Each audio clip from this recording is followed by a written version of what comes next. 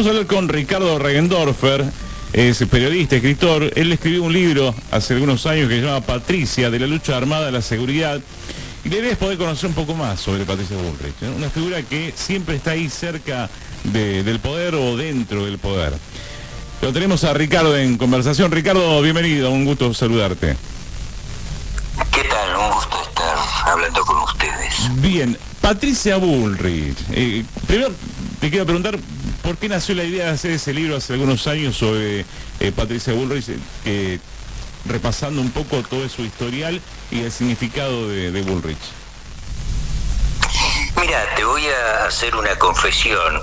Ese libro no surgió por una iniciativa mía, sino por una especie de ofrecimiento que no pude rechazar.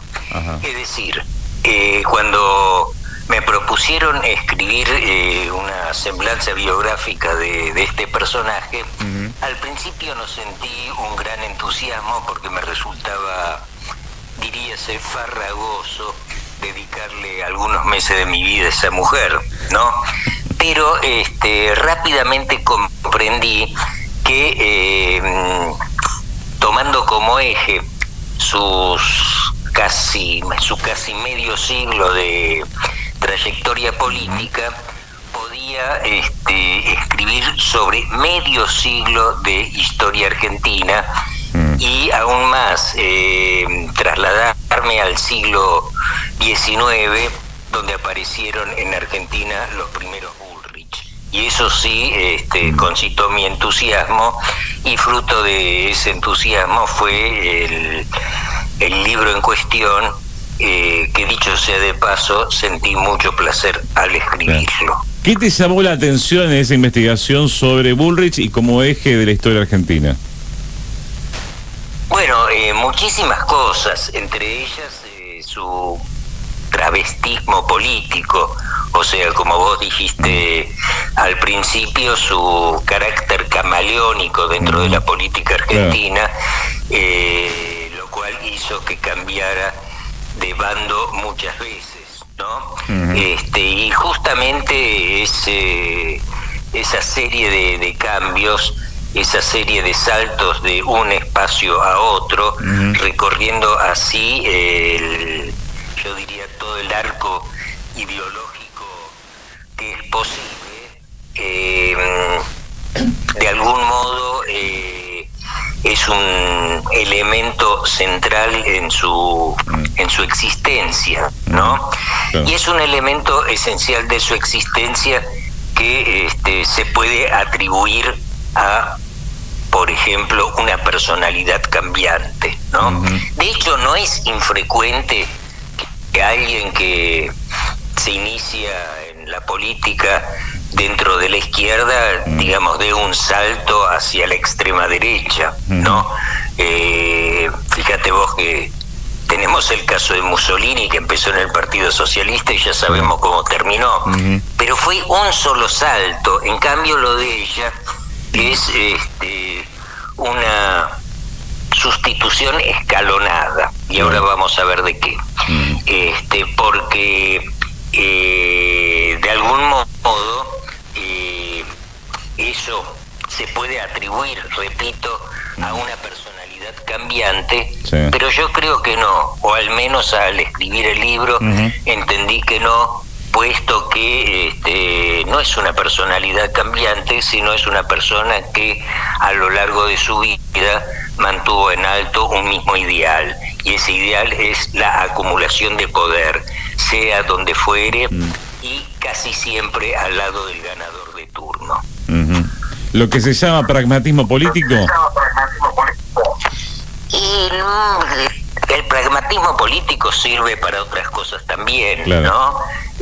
Yo diría que más que pragmatismo es un oportunismo rabioso, como dije antes, una angurria por el poder, y generalmente yo al principio lo calificaba de sustitución escalonada de lealtades, y en los últimos tiempos, y precisamente con su afiliación a La Libertad Avanza, cambié un poco esa calificación y ahora creo que sería atinado de describirla como una sustitución escalonada de traiciones. Hablando de aquella Patricia de los 70, de la lucha armada, inclusive el propio Milei la catalogó de montonera que ponía bombas en los jardines. ¿Qué podemos decir de aquellos años que fueron tan duros para Argentina? Mira, ella, digamos, entra en el universo de la izquierda peronista de la mano de su cuñado Rodolfo Galimberti, ¿no? Que era, por decirlo de alguna manera, su primer ganador de triunfo, su primer ganador de turno, ¿no? En ese sentido, ella aduce que solamente perteneció a la juventud peronista, que nunca militó en Montoneros, y eso no es exactamente así. Porque aclaro que militar en Montoneros no es una cosa que, según mi escala de valores, merece demasiadas críticas, ¿no? Era, digamos, una cosa de época, ¿no? Sí. Pero en su caso particular, ella atraviesa un momento en el cual comienza a imperar, después de la muerte de Perón y a partir del accionar de la AAA y la agudización de las contradicciones, empezó a funcionar dentro de ese espacio una política de doble encuadramiento en el cual los militantes, además de pertenecer a las organizaciones de base, la Juventud Peronista, la Juventud Universitaria Peronista, la JTP, etcétera, también tenían determinadas tareas, cumplían determinadas tareas y determinados roles en el aparato militar. En ese sentido, Patricia Bullrich fue un cuadro ni siquiera secundario, yo diría terciario, abocado a tareas menores, ¿no? Sí. A tareas menores, y nunca puso una bomba en un jardín de infantes, sino en el jardín de la vivienda del intendente de San Isidro. Eso lo hizo antes de partir de exiliada primero a Brasil y después a México, ¿no? Después hay una anécdota que yo cuento en el libro que es casi una paradoja familiar, porque ella participa ella hace una especie de tarea de inteligencia previa al secuestro de los hermanos Born en el año 74, ¿no? Una boludez, o sea, la mandaron a monitorear la frecuencia del tránsito automotor en un tramo de la Avenida Libertador donde debería pasar el coche de los Born, ¿no? Ella hace eso y bueno, ni siquiera pienso que sabía, pienso que no sabía del plan de secuestrar a los hermanos Born, simplemente fue a hacer eso. 2 días después lo secuestran a Born y ahí, operativo comandado por Galimberti, y ahí el chofer de los Born trata de retobarse. Galimberti le dispara una ráfaga de ametralladora que lo mata al chofer, y también el chofer trató de sacar un arma y también muere en esa misma circunstancia quien iba al lado, ¿no? No se sabía al principio si era un custodio, no se sabía quién era. A la noche ya se sabía, Galimberti llega a la casa de seguridad donde lo estaba esperando su pareja, Julieta Bullrich, la hermana de Patricia, y tira el diario Crónica sobre la mesa. Patricia lo ve, lee el nombre de la persona asesinada y dice con cierto asombro: mataron al tío Alberto. El muerto era Alberto Bosch, que era el tío segundo de Patricia. Bueno, anécdotas de esa época. Claro. Recién hablabas, Ricardo, de que lo que se ha mantenido constante en la vida de Patricia Bullrich es su admisión al poder, y por eso ha ido cambiando como decíamos, en forma camaleónica. Hay mucha gente en la Argentina que tiene ambición de poder, pero no logra estar ahí. ¿Cuáles son las atribuciones o...? No te escuché lo último, no, digo, discúlpame. Que en la Argentina hay mucha gente que tiene ambiciones de poder, pero no logra estar al lado del poder como lo ha logrado Bullrich. ¿Cuáles son los aspectos, características que han posibilitado que eso sea posible? Bueno, yo te diría que, la ambición de poder es una cosa que es una epidemia que pica a mucha gente. Y mucha gente, digamos, trabaja honestamente y sin demasiadas vueltas para lograrlo o para fracasar en ese intento. En cambio, lo de Patricia Bullrich, vuelvo a decir, es una sucesión escalonada de traiciones. Nunca termina bien en los espacios en los cuales transita y siempre deja pagando a sus anteriores ganadores de turno, por llamarlo de alguna manera, ¿no?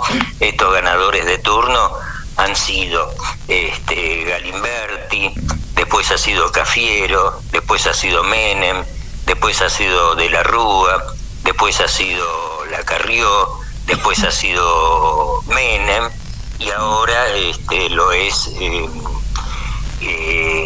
¿cómo se llama? Milei, ¿no? Fíjate vos que una sola vez en su vida decidió acumular poder sin ganador de turno, que es cuando se presenta hace 2 años a candidata a presidenta, ¿no? Ahí la Bullrich se autopercibió como la ganadora de turno y ya sabemos cómo le fue.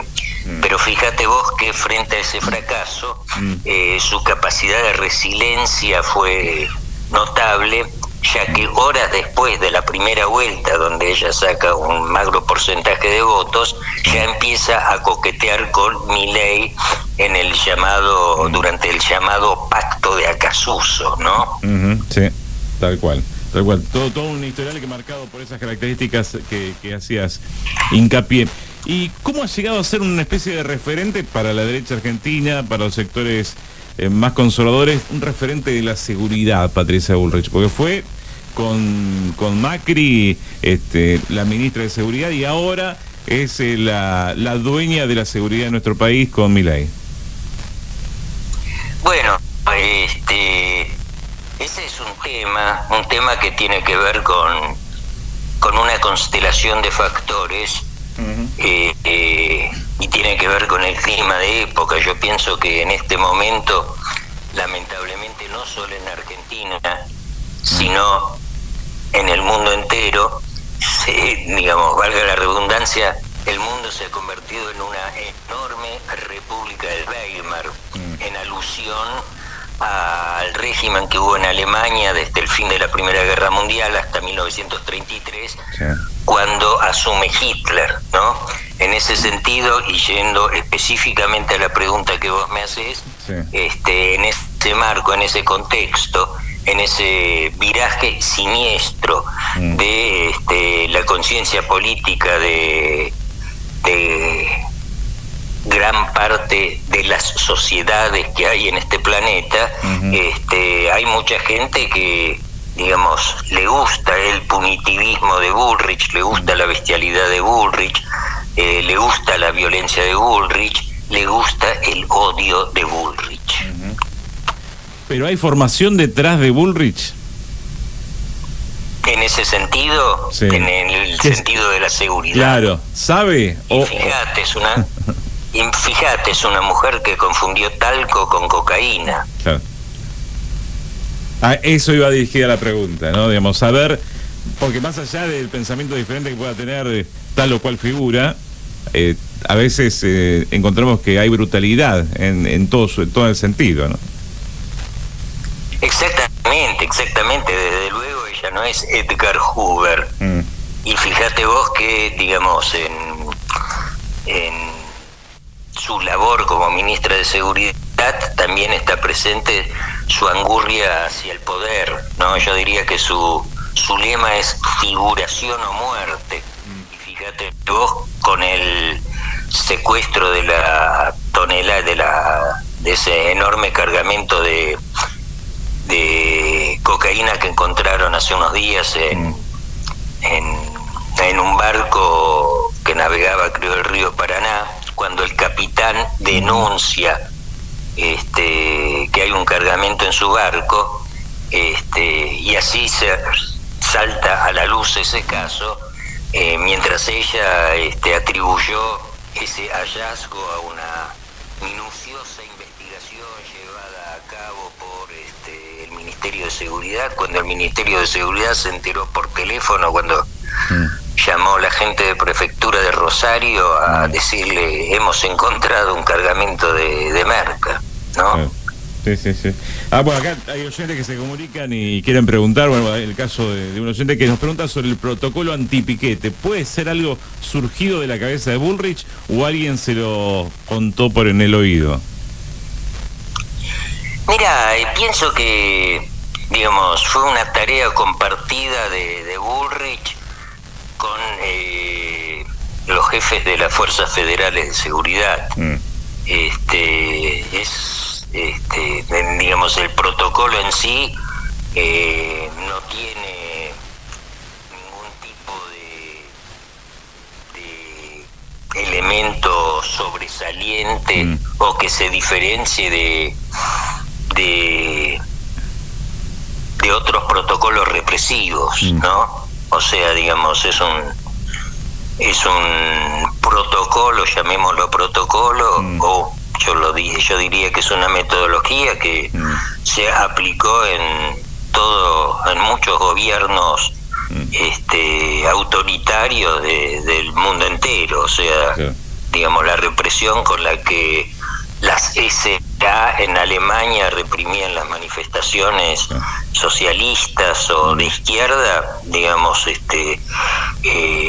no tiene muchas diferencias con esto. El modo en que la policía, la Guardia de Infantería reprimía en la década del 70 cualquier tipo de manifestación, no tiene muchas diferencias con esto, ¿no? O sea, digamos, no es un invento demasiado sofisticado. No, seguramente que no, pero llama la atención de la memoria del 83 a esta parte, por lo menos debe ser el protocolo o metodología represiva más fuerte, ¿no? Más allá de algunos hechos puntuales como el 2001, por ejemplo. Es la más fuerte porque yo pienso que este es el gobierno más autoritario y más represivo que hubo desde 1983 a la fecha. De eso no te quepa la menor duda. Tal cual.